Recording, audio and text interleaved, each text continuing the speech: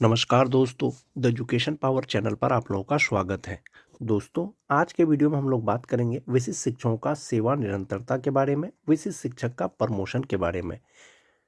जैसा कि आप सभी जानते हैं, विभाग ने स्पष्ट कर दिया है कि सेवा निरंतरता उन्हीं शिक्षकों को मिलेगा जो प्रमोशन के योग्य हैं, यानी जिनको प्रमोशन दिया जाएगा उन्हीं का पहले का सेवा गणना किया जाएगा।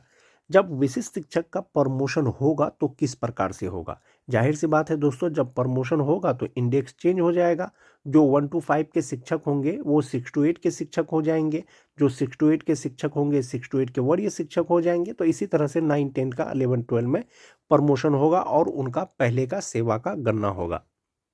विशिष्ट शिक्षकों का प्रमोशन आखिर किस प्रकार से होगा, उसके लिए वांछित योग्यताएं क्या क्या होने चाहिए, विस्तार से इसके बारे में चर्चा करेंगे दोस्तों। वीडियो शुरू करने से पहले एक रिक्वेस्ट है दोस्तों, जो लोग मेरे चैनल को सब्सक्राइब नहीं किए हैं कृपया चैनल को सब्सक्राइब कर दें। जैसा कि आप देख पा रहे होंगे, 22 नवंबर को जो पत्र आया था, शिक्षा विभाग का जो आदेश आया था, इसमें एक चीज स्पष्ट कर दिया गया था दोस्तों कि 1 to 5 के शिक्षकों का 6 to 8 में प्रमोशन होगा, 9 10 के शिक्षकों का 11 12 में प्रमोशन होगा। और ये प्रमोशन के अंतर्गत जो भी उनका पहले का कार्य है उसको गिना जाएगा और उसी के आधार पर प्रमोशन होगा। एक ये चीज हो गया दोस्तों। अब हम लोग बात करेंगे नियमावली, यानी विशिष्ट शिक्षक नियमावली 2023 यथा संशोधित 2024 के बारे में। जहां तक बात विशिष्ट शिक्षकों के प्रमोशन का है दोस्तों, जो विशिष्ट शिक्षक नियमावली 2023 है उसका पॉइंट नंबर 9 में प्रमोशन यानी प्रोन्नति से संबंधित है। इसमें यह कहा गया है कि विशिष्ट शिक्षक कुल 4 प्रकार के होंगे। एक 1 to 5 के विशिष्ट शिक्षक होंगे, एक 6 to 8 के होंगे, एक 9 10 के होंगे, एक 11 12 के होंगे।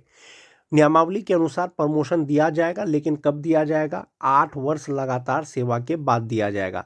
लेकिन चूंकि शिक्षा विभाग ने अब ये क्लियर कर दिया है कि प्रमोशन में जो भी उन्होंने पहले का कार्य किया है उसका गणना किया जाएगा, तो नियमावली के अनुसार आप जो प्रमोशन होने योग्य होते, जो सक्षमता 1 वाले थे तो वो 1/1/2033 के बाद योग्य होते। जो सक्षमता 2 वाले थे 1 मार्च 2033 के बाद प्रमोशन के योग्य होते। चूंकि अब आपका पहले का कार्य का गणना किया जाएगा, यानी सेवा निरंतरता आपका गिना जाएगा, तो ये 8 वर्ष आपका पहले हो जाएगा। बहुत से शिक्षक अभी भी प्रमोशन के योग्य हो जाएंगे तो उनका प्रमोशन किया जाएगा। तो किस प्रकार से किया जाएगा? जो 1 to 5 के विशिष्ट शिक्षक हैं उनका 6 to 8 में प्रमोशन किया जाएगा। और बहुत से शिक्षक 6 to 8 के विशिष्ट शिक्षक होंगे तो वो 6 to 8 के वरीय विशिष्ट शिक्षक बन जाएंगे। जो 9 10 के शिक्षक होंगे उनका 11 12 में होगा प्रमोशन, और जो 11 12 के होंगे वो 11 12 के वरीय विशिष्ट शिक्षक बनेंगे। ये तो लगातार 8 वर्ष का जो सेवा था दोस्तों, अब ये आपका सेवा घट जाएगा। चूंकि आपका प्रशिक्षित वेतनमान की तिथि से गिना जाएगा तो बहुत लोग अभी भी योग्य हो जाएंगे। जो 1 to 5 के विशिष्ट शिक्षक का प्रमोशन होगा वो उपलब्ध रिक्तियों के अनुसार होगा, यानी सीट वैकेंट रहेगा तभी आपका प्रमोशन होगा। दूसरा है दोस्तों कि जो 6 to 8 के विशिष्ट शिक्षक है वो अपने ही पद पे प्रमोशन कर दिया जाएगा। जो 9 10 के हैं उनका 11 12 में होगा। कब होगा? उपलब्ध रिक्तियों के अनुसार होगा। और 11 12 के जो वरीय विशिष्ट शिक्षक बनेंगे तो वो अपने ही स्थान पर बनेंगे। ये जो 8 वर्ष दिया गया है दोस्तों नियमावली में, अब ये आपका 8 वर्ष अनिवार्य नहीं है। प्रशिक्षित वेतनमान की तिथि से जब आपका 8 वर्ष पूर जाए आपको प्रमोशन मिल जाएगा।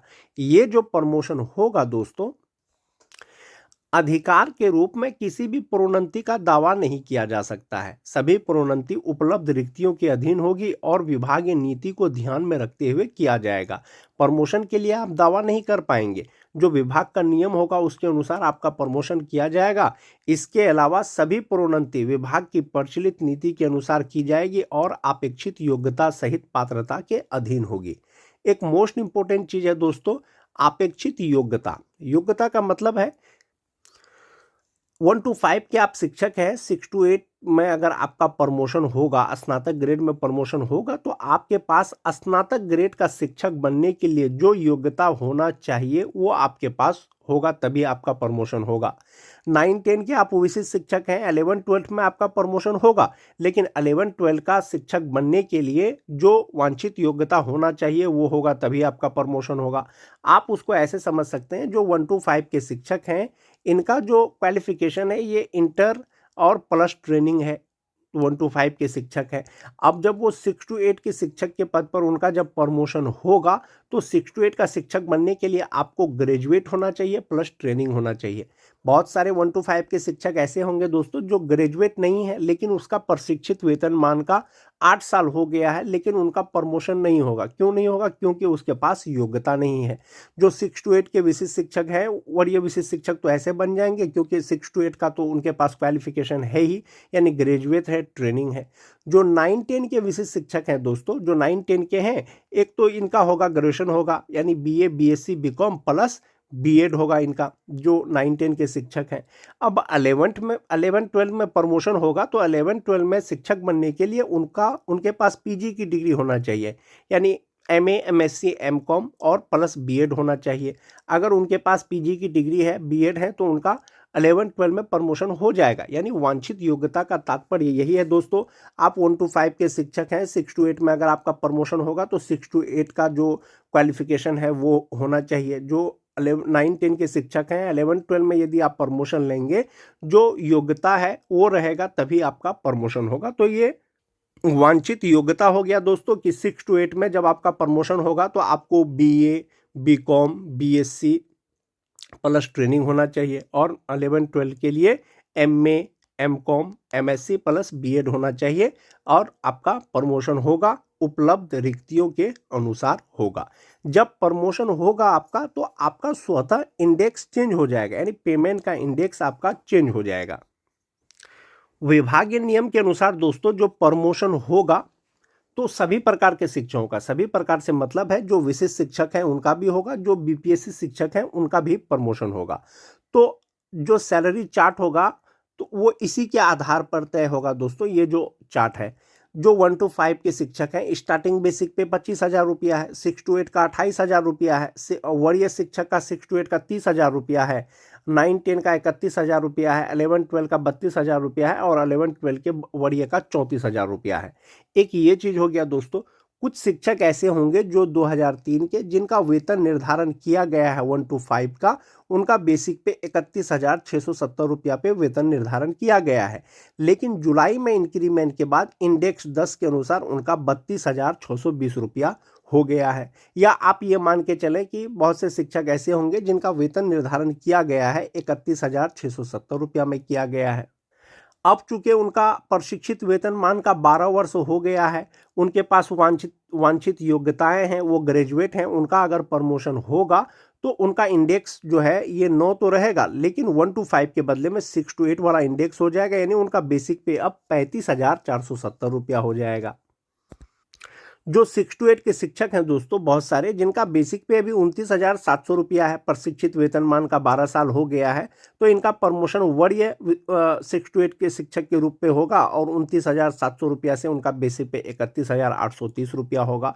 तो जो 1 to 5 का आपका स्केल है या इंडेक्स है, उसके जस्ट बगल वाला इंडेक्स हो जाएगा आपका। जैसे बहुत सारे 9-10 के शिक्षक हैं जिनका वेतन निर्धारण 28,980 रुपया में हो गया है। अब ये 1 to 5 के शिक्षक हैं, अगर इनको प्रमोशन दिया जाएगा तो इनका बेसिक पे स्नातक ग्रेड का 32,460 रुपया हो जाएगा। तो इस प्रकार से दोस्तों आपका जो ग्रॉस सैलरी है या इनहेंस सैलरी है उस पर भी आपका प्रभाव पड़ेगा कि आपका वेतन बढ़ जाएगा। लेकिन कितना बढ़ जाएगा आपका वेतन? 2003 के जो विशिष्ट शिक्षक हैं दोस्तों, जिनका वेतन निर्धारण 31,670 रुपया में किया गया है, लेकिन जुलाई 2025 से उनका बेसिक पे 32,620 रुपया है। ये जो 32,620 रुपया है ये 1 to 5 का है। अब उनका प्रमोशन होगा किस में? 6 to 8 में होगा। तो ये जो 32,620 रुपया है ये इंडेक्स 10 में ही आ जाएगा और उनका बेसिक पे 36,530 रुपया हो जाएगा। इसमें आप 58% DA जोड़ेंगे तो 21,187 रुपया होगा, 5% HRA जोड़ेंगे तो 1,827 रुपया होगा, 1,000 रुपया मेडिकल में जमा होगा और इनका जो ग्रॉस सैलरी होगा वो 68,594 रुपया होगा, जिसमें से 13,852 रुपया जो है उनका NPS अकाउंट में जमा होगा। इनहैंड सैलरी 54,742 रुपया होगा, जो 2003 के विशिष्ट शिक्षक बने हैं, चाहे वो BPSC पास हो, चाहे वो विद्यालय अध्यापक हो, चाहे वो विशिष्ट शिक्षक हो। जबकि वेतन निर्धारण यानी पे प्रोटेक्शन के अनुसार उनका जुलाई से जो बेसिक पे बन रहा है या बनेगा वो 48,987 रुपया बनेगा। ये सक्षमता 1 पास शिक्षक की बात कर रहा हूं दोस्तों कि 48,987 रुपया पे प्रोटेक्शन के अनुसार उनका इनहैंड सैलरी होता है। अब अगर उनका प्रमोशन होगा तो उनका इनहैंड सैलरी 54,742 रुपया होगा। उनका ग्रॉस सैलरी जो है 61,357 रुपया होता था, प्रमोशन के बाद 68,594 रुपया हो जाएगा। तो संभवतः 7,000 प्लस उनका टोटल सैलरी पे प्रभाव पड़ेगा। जो 2003 के शिक्षक हैं जिनका प्रमोशन किया जाएगा, चाहे वो विशिष्ट शिक्षक हो चाहे वो बीपीएससी शिक्षक हो। जो 2006-07 के शिक्षक हैं दोस्तों, यदि उनका प्रमोशन होता है, उनका प्रमोशन जैसे कि उनका वेतन निर्धारण किया गया होगा 30,750 रुपया में, जुलाई 2025 में उनका बेसिक पे 31,670 रुपया हो गया है। तो 31,670 रुपया का जो आसपास का बेसिक पे है वो 35,470 रुपया होता है। तो प्रमोशन के बाद जो 58% डीए है, 5% एचआरए है, मेडिकल लगा करके जो ग्रॉस सैलरी होता है इनका 66,633 रुपया होता है और इनहैंड सैलरी 53,180 रुपया होता है। जबकि पे प्रोटेक्शन के अनुसार 47,589 रुपया हो जाएगा। या उनका जब 58% डीए या 5% एचआरए जब अपडेट कर दिया जाएगा एचआरएमएस पोर्टल पर, तो पे प्रोटेक्शन के अनुसार यही वेतन मिलेगा। हाँ, अगर उनका प्रमोशन कर दिया जाएगा तो उनका 53,180 रुपया मिलेगा। जो 2006-07 के शिक्षक हैं। जो 2009-10 के शिक्षक हैं दोस्तों, उनका वेतन निर्धारण जो किया गया है पे प्रोटेक्शन के अनुसार वो 30,750 रुपया में किया गया है। यानी 30,750 रुपया उनका एक इंक्रीमेंट के साथ जुलाई से उनका बेसिक पे हुआ। चूंकि ये 1 to 5 का है, अब 6 to 8 का जो बेसिक पे हो जाएगा वो 34,440 रुपया हो जाएगा। 30,750 रुपया के हिसाब से जो जुलाई से उनका जो वेतन मिलेगा बन रहा है वो 46,234 रुपया मिल रहा है। और जो उनका ग्रॉस सैलरी हो रहा है 57,894 रुपया हो रहा है। जबकि जब उनका प्रमोशन हो जाएगा 6 to 8 में तो 19,975 रुपया उनका 58% डीए हो जाएगा, 5% एचआरए हो जाएगा, 1,000 रुपया मेडिकल हो जाएगा। ग्रॉस सैलरी होगा 64,725 रुपया, 13,060 रुपया एनपीएस अकाउंट में जमा होगा और इनहैंड सैलरी हो जाएगा 51,665 रुपया।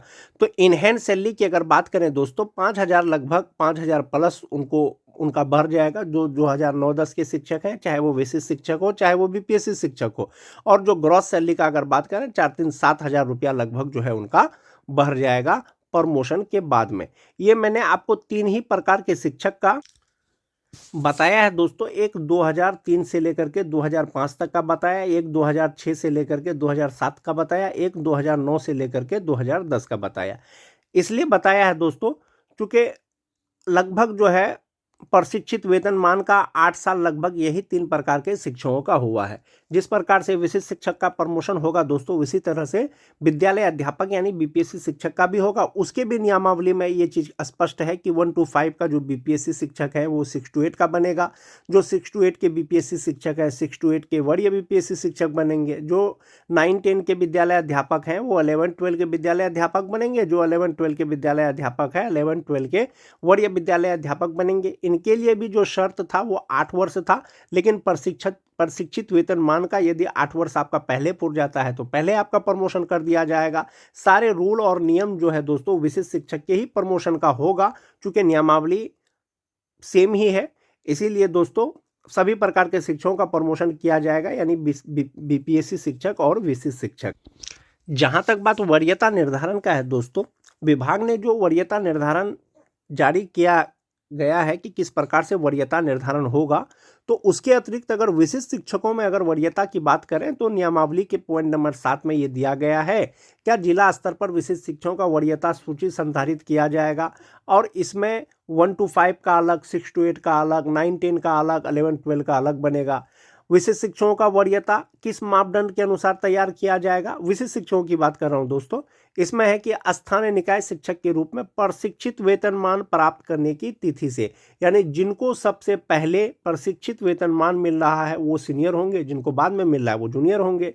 2 शिक्षक का मापदंड अगर एक जैसा हो जाएगा, प्रशिक्षित वेतनमान का तिथि अगर सेम होगा तो उनका जन्म तिथि जो है वरीयता तय कर होगा जन्म तिथि से। जिनका जन्म तिथि भी सेम होगा, प्रशिक्षित वेतनमान भी सेम होगा, तो उनका नाम का जो अंग्रेजी अल्फ़ाबेट है उनके अनुसार तय किया जाएगा। इसके अतिरिक्त कोई मामला होता है तो विभाग उस पर निर्णय लेगा। तो विशिष्ट शिक्षकों में जो वरीयता निर्धारण किया जाएगा दोस्तों, वो प्रशिक्षित वेतनमान का तिथि से किया जाएगा। ऐसा नहीं है कि जो सक्षमता 1 दिए हैं वो सीनियर हो जाएंगे सक्षमता 2 से, सक्षमता 2 वाले सीनियर हो जाएंगे सक्षमता 3 वाले से। आप सक्षमता 1 दीजिए, सक्षमता 2 दीजिए, सक्षमता 3 दीजिए या सक्षमता 4 पास करके आप विशिष्ट शिक्षक बनिए, लेकिन वरीयता का जो निर्धारण होगा आप में विशिष्ट शिक्षकों में वो प्रशिक्षित वेतनमान की तिथि से ही होगा। आज के वीडियो में दोस्तों बस इतना ही। वीडियो अच्छी लगे तो अपने दोस्तों में लाइक और शेयर जरूर कर दें। मिलते हैं एक नए वीडियो के साथ, तब तक के लिए धन्यवाद।